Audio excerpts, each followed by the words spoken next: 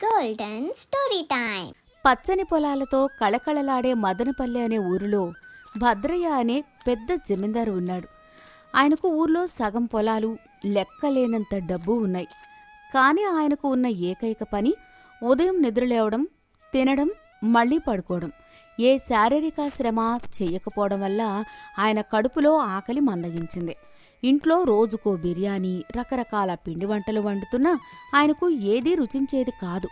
పెద్ద dining table మీద సుమారు 20 రకాల వంటకాలు, చికెన్ కూరలు, మటన్ బిర్యానీలు, రకరకాల స్వీట్లు, పండ్లు అమర్చి ఉన్నాయి. భద్రయ్య ఒక పెద్ద కుర్చీలో కూర్చొని ముఖం చిట్లించుకుంటూ ఒక ముద్ద నోట్లో పెట్టుకుంటాడు.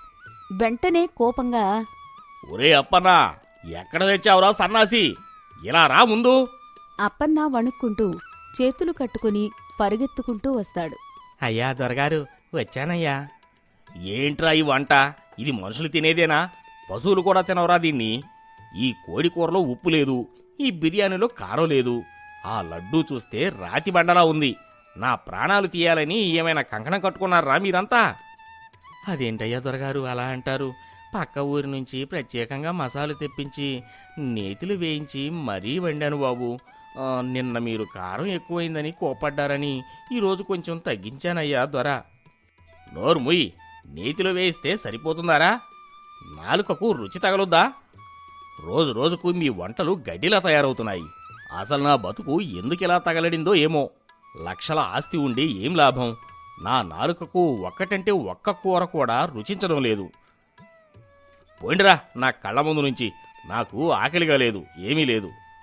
అప్పన్న భయంతో వంటగదిలోకి వెళ్ళిపోయాడు. భద్రయ్య ఆయాసపడుతూ తన పెద్ద సోఫాలో వెళ్లి వాలిపోయాడు. అదే ఊరి చివరన ఒక చిన్న పూరి గుడిసె. అందులో ఆనందరావు అనే పేద రైతు తన భార్య పార్వతితో నివసిస్తున్నాడు.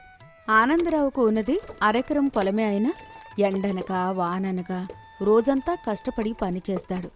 సాయంత్రం ఇంటికి రాగానే తన భార్య ప్రేమగా వడ్డించే భోజనాన్ని అమృతంలా ఆస్వాదిస్తాడు. సూర్యుడు అస్తమిస్తున్నాడు. ఆనందరావు పొలం పనులు ముగించుకుని భుజాన నాగలి వేసుకుని ఆనందంగా పాడుకుంటూ ఇంటికి వస్తాడు.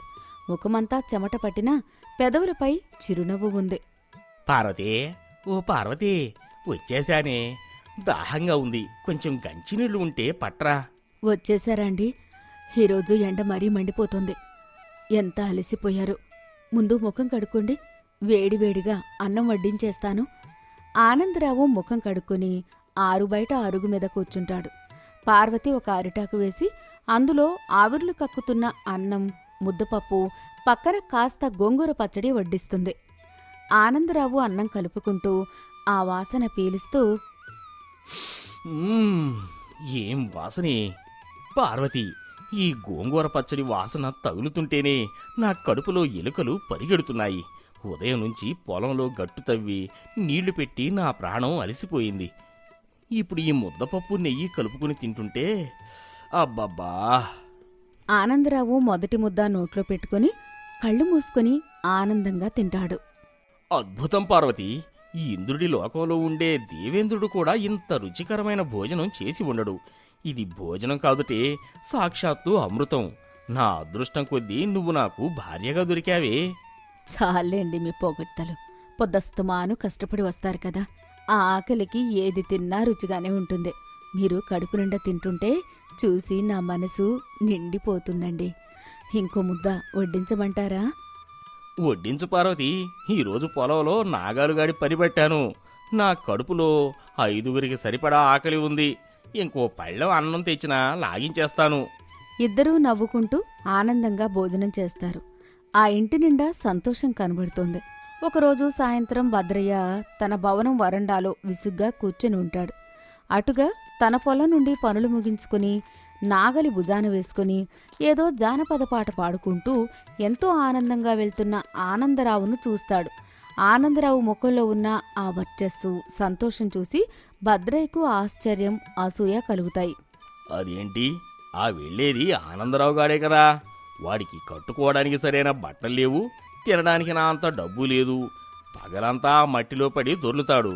అయినా వాడి ముఖంలో అంత వెలుగు, అంత ఆనందం ఎలా ఉన్నాయి? నాకేమో ఇన్ని కోట్లున్నా ముఖంలో ఎప్పుడూ ఏడుపు కళే. వాడి రహస్యమేంటో కనుక్కోవాలి. భద్రయ్య గట్టిగా అరుస్తూ ఒరే అప్పన్నా, యాడికి చచ్చావురా సన్నాసి, ఇలా రా. అప్పన్న పరిగెత్తుకుంటూ వచ్చి అయ్యా దొరగారు, నన్ను పిలిచారా? వెళుతున్నాడు చూడు ఆనందరావు గాడు, వాణ్ణి పిలుచుకొని రా పో త్వరగా. ఆనందరావునా దొరా? ఎందుకయ్యా దొరా? వాడేమైనా తప్పు చేశాడా ఏంటి? పాపం పేదోడయ్యా. చెప్పిన పని చెయ్యి, వాడిని మర్యాదగా ఇక్కడికి తీసుకురా పో.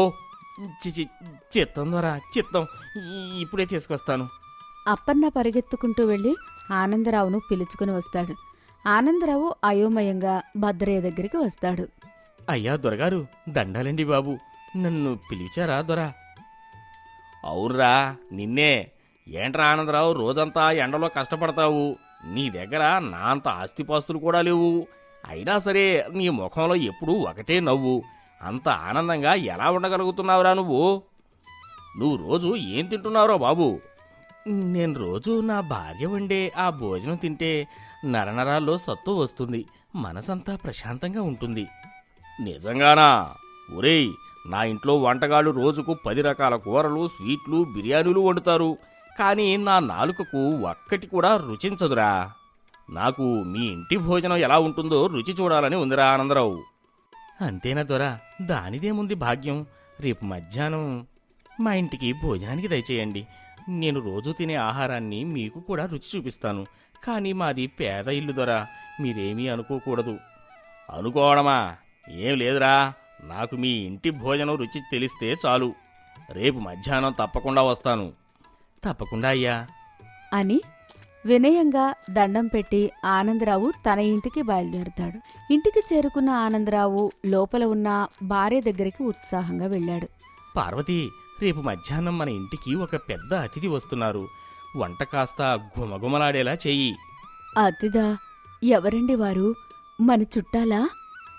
కాదు పార్వతి, సాక్షాత్తు మన మదనపల్లె జమీందారు భద్రయ్య గారు రేపు మన ఇంటికి భోజనానికి వస్తున్నారు. ఏమిటి, జమీందారు గారా? అయ్య బాబోయ్, మన పూరి గుడిసెకు దొరగారు వస్తున్నారా? మన ఇంట్లో చూస్తే ఉన్నవి ఏవో 4 బియ్యం గింజలు, వాళ్లకేమో రోజు చికెన్ కూరలు, బిర్యానీలు తినే అలవాటు. ఇప్పుడు ఆ దొరగారికి నేనేం వండి పెట్టనండి? నువ్వు కంగారు పడకు పార్వతి, రోజు నాకు పెట్టే ఆ ముద్దపప్పు, గోంగూర పచ్చడే ఉండు, కాస్త చేపల పులుసు కూడా చెయ్యి, అంతే. అదేంటండి పిచ్చి మాటలు? దొరగారికి ముద్దపప్పు, గోంగూర పచ్చడా? ఆయనకు కోపమొచ్చి మనల్ని ఊళ్ళో నుంచి వెళ్ళగొడతారేమో. ఏమీ భయం లేదులే. ఆయనకు ఈరోజు అసలైన అమృతం రుచి చూపించడానికి నేను ఒక పథకం వేశాను. నువ్వు నేను చెప్పినట్టే వంట చెయ్యి చాలు. పార్వతి భయపడుతూనే తల ఊపుతుంది. మరుసటి రోజు ఉదయాన్నే జమీందారు భద్రయ్య పట్టుపంచ కట్టుకుని, చేతికి బంగారు ఉంగరాలు, మెడలో బంగారు గొలుసులు వేసుకుని ఎంతో ఉత్సాహంగా ఆనందరావు ఇంటికి వస్తాడు. ఓ ఆనందరావు, ఉన్నావా ఇంట్లో? ఆనందరావు బయటికి వచ్చి, రండి దొరా, దయచేయండి. కానీ ఏంట్రా, భోజనం ఇంకా వండలేదా ఏంటి నీ భార్య? వండేస్తుందండి దొరా, కానీ నాకు పొలంలో కొంచెం పని ఉంది. మీరు కూడా నాతో వస్తే ఆ పని చూసుకుని మధ్యాహ్నం భోజనానికి వచ్చేద్దాం దొరా. సరే పద, త్వరగా పని ముగించుకుని వచ్చేద్దాం అని ఇద్దరూ పొలానికి బయలుదేరుతారు. పొలం దగ్గరికి వెళ్ళాక ఆనందరావు భద్రయ్య చేతిలో ఒక పార పెడతాడు. భద్రయ్య ఆ పారను చూసి కోపంగా, ఏంట్రా, నన్ను పొలం పనులు చేయమంటావా? నేను మదనపల్లె జమీందారుని, నా పట్టు పంచె ఏమైపోవాలి? నేను చేయనుగాక చేయను. మీ ఇష్టం దొరా, కానీ ఆ పని చేస్తేనే ఆ భోజనానికి అసలైన రుచి వస్తుంది, లేకపోతే లేదు. దయచేసి కాదనకండి. ఆనందరావు ముందుకు నడుస్తాడు. భద్రయ్య కడుపులో ఆ భోజనం ఎలాగైనా తినాలనే ఆశ బలంగా లాగుతుంది.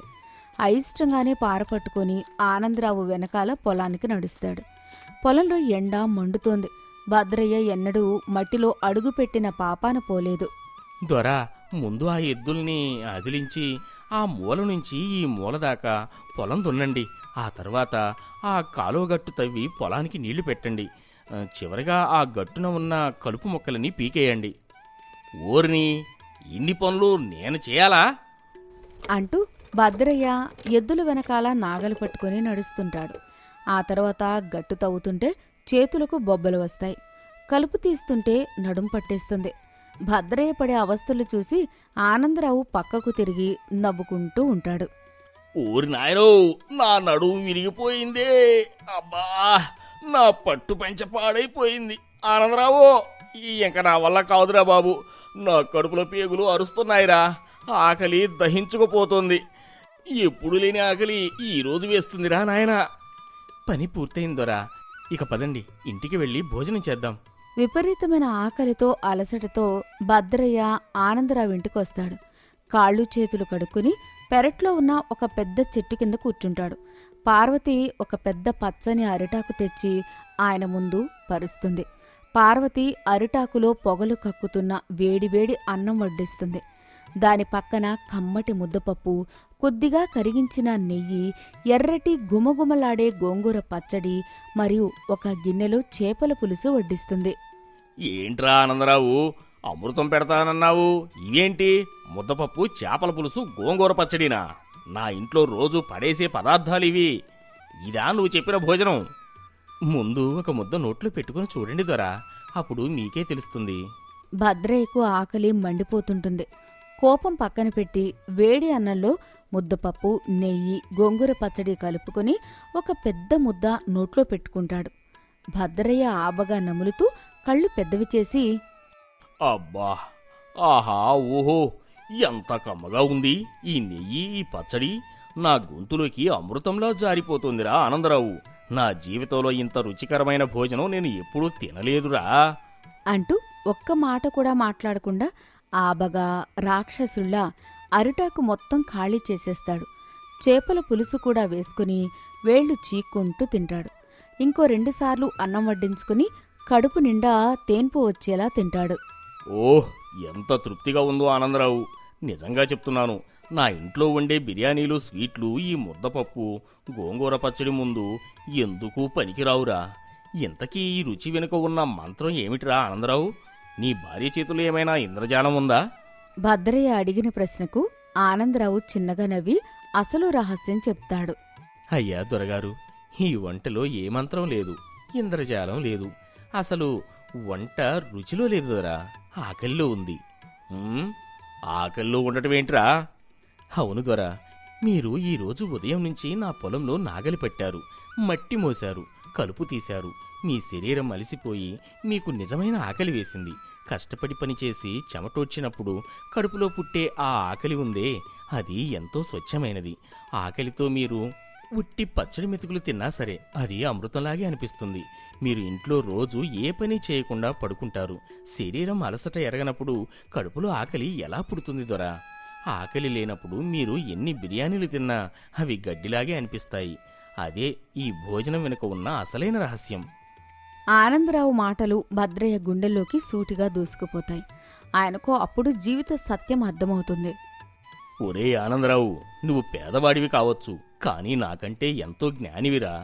నా రోగమేంటో ఈరోజు నాకు తెలిసొచ్చింది. శారీరక శ్రమ లేకపోవడం వల్లే నాకు ఆకలి, రుచి, ఆరోగ్యం అన్నీ కరువయ్యాయని నాకు ఇప్పుడు కనువిప్పు కలిగిందిరా. నువ్వు నాకు ఈరోజు కేవలం భోజనం కాదురా, జ్ఞానామృతాన్ని కూడా వడ్డించావు. అప్పుడు ఆనందరావు, సంతోషం ద్వారా ఎప్పుడూ ఇలాగే ఆరోగ్యంగా ఆనందంగా ఉండండి అని అంటాడు.